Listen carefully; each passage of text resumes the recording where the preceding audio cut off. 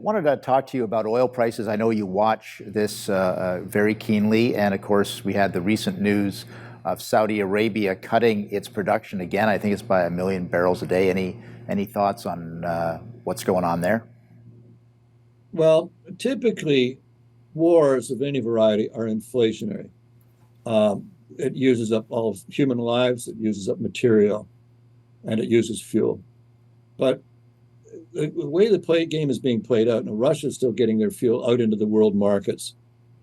Saudi is trying to keep prices up, and they're no longer the friend of America. As MBS, Prince Mohammed bin Salman said, we're not interested in pleasing America anymore, because America is saying this is dirty stuff, it's terrible fuel, the Saudis are not dependable, and plus he's a murderer, et cetera, et cetera. And to their minds, they say, well, they're slagging us, slagging our product. Why do we need to be friends with them? So that's why you're seeing this development all around the world. So far, we haven't seen the shortages we would have expected at this point, because Russia's flooding the world wherever they can. They got to pay for this war.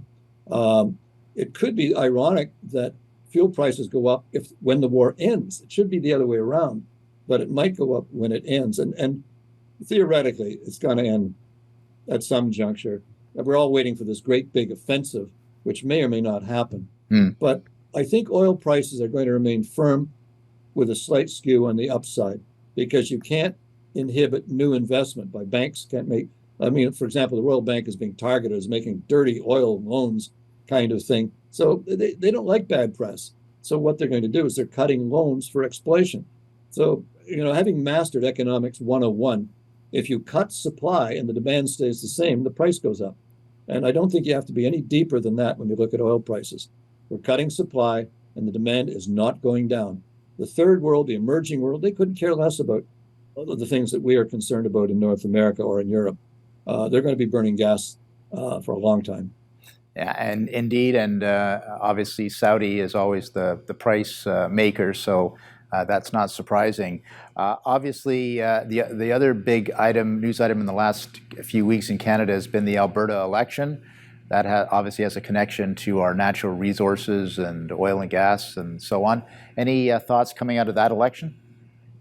Well, there is I noticed Marc Lalonde passed away he was the energy minister under Trudeau the first, and put in the national energy policy. The West has always felt they were being badly treated by the East. And that's based in fact.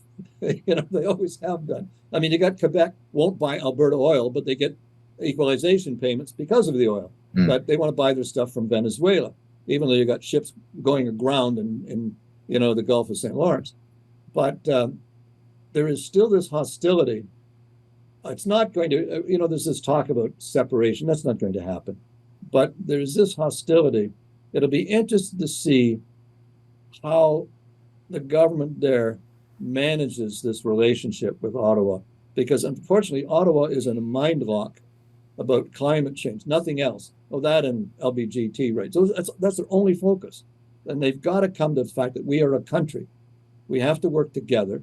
And this is a very important part of Canada. It's a part of maintaining the value of our dollar, our energy exports. And even though they've been delinquent in allowing us to build pipelines, like it or not, hydrocarbons are going to be a human fact of life for the rest of my time and probably your time as well. I have a shorter time than you. Well, not that much shorter. Not that much shorter. Obviously, Danielle Smith returns as Premier of Alberta, a former host of a program here at the News Forum. And she, on election You're night, not going back into politics, are you? No, I can assure you. I'll let her do the heavy lifting there.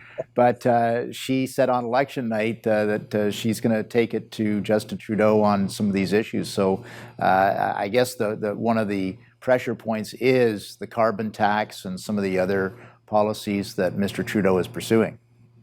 Well, the carbon tax is terrible, absolutely terrible. Every single homeowner in Canada is paying $50 to $80 or $100 a month for carbon tax. But we live in Canada. We want to stay warm. And they talk about cost of living. $50 a month isn't going to kill me. I can handle that. But there are a lot of people, it is a lot of money too. And he talks about helping, poor people that don't have the funds to do stuff.